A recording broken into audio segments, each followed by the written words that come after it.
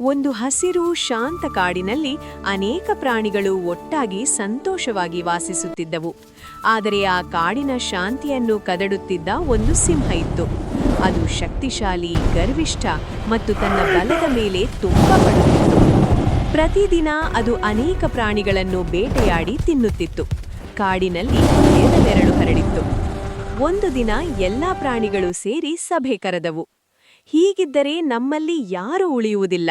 ಪ್ರತಿದಿನ ಒಬ್ಬ ಪ್ರಾಣಿಯನ್ನು ಸ್ವಯಂವಾಗಿ ಕಳುಹಿಸಿದ್ರೆ ಉಳಿದವರು ಬದುಕಬಹುದು ಎಂದು ನಿರ್ಧರಿಸಿದರು.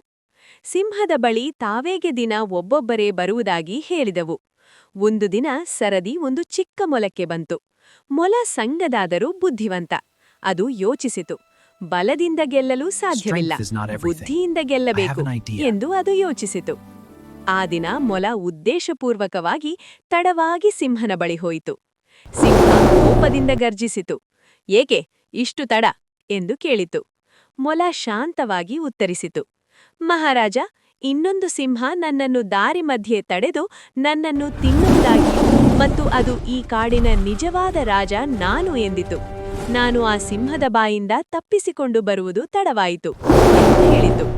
ಸಿಂಹ ಕೋಪದಿಂದ ಉರಿಯಿತು ಮತ್ತು ಎಲ್ಲಿದೆ ಅದು, ನನಗೆ ತೋರಿಸು ಎಂದು ಕೋಪದಿಂದ ಗರ್ಜಿಸಿತು. ಮೊಲ ಅದನ್ನು ಒಂದು ಆಳವಾದ ಬಾವಿಯ ಬಳಿ ಕರೆದುಕೊಂಡು ಹೋಯಿತು ಹಾಗೂ ಬಾವಿಯ ಬಳಿ ನಿಂತು ಹೀಗೆ ಹೇಳಿತು, ಆಗೋ, ಅದು ಈ ಬಾವಿಯೊಳಗಿದೆ ಎಂದು ಮೊಲ ಹೇಳಿತು. ಸಿಂಹ ಬಾವಿಯೊಳಗೆ ಇಣಿಕಿ ನೋಡಿತು. ತನ್ನ ಪ್ರತಿಬಿಂಬ ಕಂಡಿತು. ಅದನ್ನು ಇನ್ನೊಂದು ಸಿಂಹ ಎಂದು ಭಾವಿಸಿತು. ಗರ್ಜಿಸಿತು.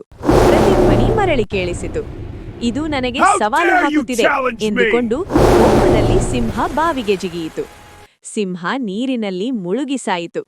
ಮೊಲ ಸುರಕ್ಷಿತವಾಗಿ ಹಿಂದಿರುಗಿತು ಮತ್ತು ಅದು ಕಾಡಿನಲ್ಲಿ ಸಿಂಹವನ್ನು ಕೊಂದಿರುವುದನ್ನು ಎಲ್ಲರಿಗೂ ಹೇಳಿ ಕಾಡಿನಲ್ಲಿ ಸಂತೋಷದ ಹಬ್ಬ ಶುರುವಾಯಿತು.